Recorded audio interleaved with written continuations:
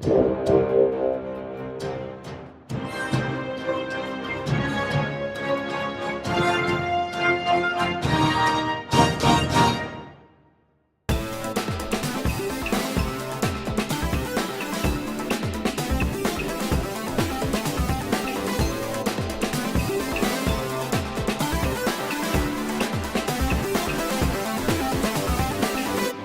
Boom! Bonjour, bienvenue dans ce nouveau BD Boom.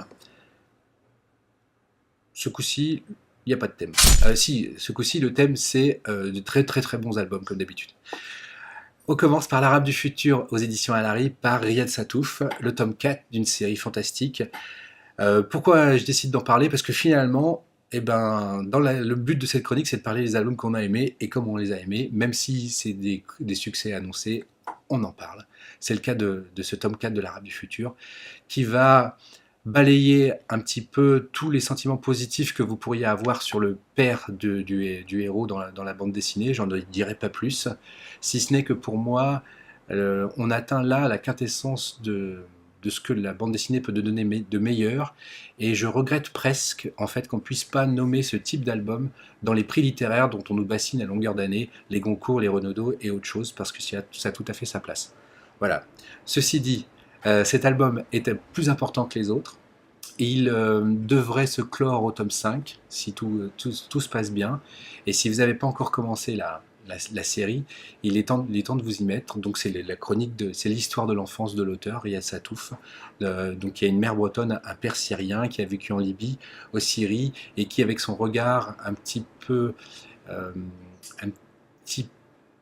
ironique, un petit peu misanthrope, décrit cette enfance, et donc dans ce tome-là, les relations entre le père et la mère qui vont se dégrader. Voilà, un chef-d'œuvre. Donc on change totalement de registre avec un nouvel album, un nouveau Batman, un très bon Batman. Ça faisait longtemps qu'on n'avait pas eu un excellent Batman américain, parce qu'il y avait eu celui de Marini qui était très bien.